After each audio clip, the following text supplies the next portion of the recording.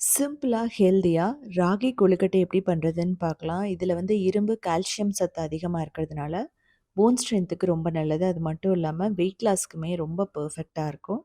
நல்லா பஞ்சு போல இருக்கும். இதோட நான் தேங்காய் சட்னியும் காமிச்சிருக்கேன். இதுக்கு முதல்ல எண்ணெயும் நெய் ஊத்திட்டு, கடுகு, கடலப்பருப்பு, உளுத்தம் பருப்பு போட்டுக்கலாம். ஜீரகம், அதுக்கப்புறமா வந்து பார்த்தீங்கன்னா, நல்லா ரோஸ்ட் பண்ணணும். இதிலேயே வந்து நீங்க முந்திரி எல்லாம் கூட போடலாம். இதில எள்ளு 1 டேபிள் ஸ்பூன் போட்டுக்கலாம். அதுக்கப்புறமா கறிவேப்பிலை, இப்போ இஞ்சி, பச்சை மிளகாய், வெங்காயம், அதுக்கப்புறம் கேரட். இதில எந்த வெஜிடபிள் வேணாலும் நீங்க போடலாம். கேப்சிகம், அதுக்கப்புறம் பீட்ரூட் கூட போடலாம். முட்டைக்கோஸ் நல்லாயிருக்கும். இப்போ பெருங்காயம், உப்பு போட்டுக்கலாம். உப்பு போட்டு மிளகாய் தூள் வந்து டேஸ்ட்டுக்கு ஏத்த மாரி நீங்க போட்டுக்கணும். மிளகாய் தூள் அப்படிங்கிறது உங்களுக்கு ஆப்ஷனல் தான். நம்ம மிளகாயே போட்டிருக்கிறதுனால. பட் டேஸ்ட் நல்லாயிருக்கும். இப்போ வந்து பார்த்தீங்க அப்படின்னா, கிட்டத்தட்ட ஒரு 1 1/2 கப் தண்ணி ஊத்தணும். தண்ணி ஊத்திட்டு நல்லா கொதிக்க வைக்கணும்.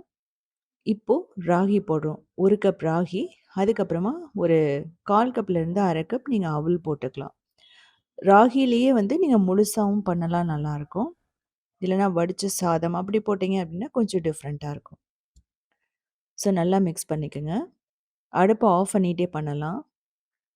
இத வந்து நல்லா மிக்ஸ் பண்ணதுக்கப்புறமா நம்ம மூடி வச்சுருவோம். ஸோ இது வந்து பார்த்தீங்கன்னா, கொஞ்சம் அந்த களி ஸ்டைல்ல இருக்கும். நம்ம கர்நாடகால வந்து பார்த்தீங்க அப்படின்னா, களி செய்வாங்க. எல்லா சீசன்லேயுமே ரொம்ப ரொம்ப சூப்பரா கீரையோட எடுத்துக்குவாங்க. நம்ம தமிழ்நாட்டிலேயுமே வந்து கீரை களிங்கிறது ரொம்ப ஃபேமஸ் தான். இப்ப இத மூடி 5 நிமிஷம் இருக்கட்டும்.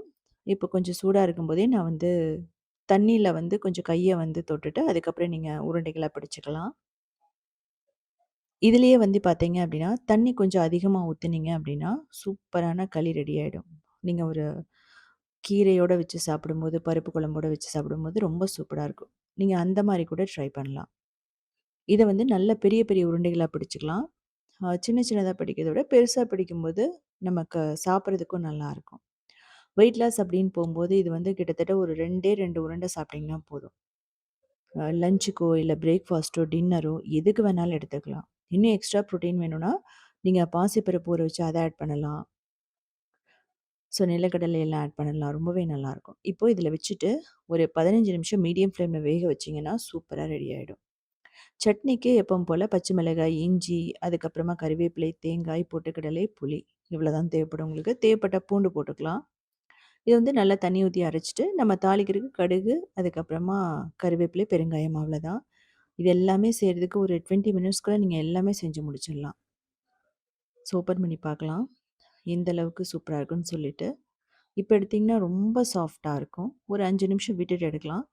நம்ம வந்து சூடா இருக்கும்போது சாப்பிடுறதும் நல்லாயிருக்கும். நீங்க ஆறி சாப்பிட்டா நல்லாயிருக்கும். குழந்தைகளுக்கு ஈவினிங் ஸ்நாக்ஸா குடுக்கலாம். இதே மாரி சிம்பிளான யூனிக்கான ரெசிபீஸ் வேணும் அப்டின்னா, நீங்க உத்தமி கிச்சன ஃபாலோ பண்ணலாம். கிரியேட்டிவ் வேர்ல்டுன்னு இன்னொரு சேனல் இருக்கு. அதுலயுமே 2000 ரெசிபீஸ் இருக்கு. சவுத் இண்டியன் ஃபுட் ஸ்டார்ட்ங்கிற வெப்சைட்ட 19 இயர்ஸா ரன் பண்றோம். அதுலயுமே 8000 ரெசிபீஸ் இருக்கு. ஸோ செஞ்சு பார்த்துட்டு கமெண்ட் பண்ணுங்க.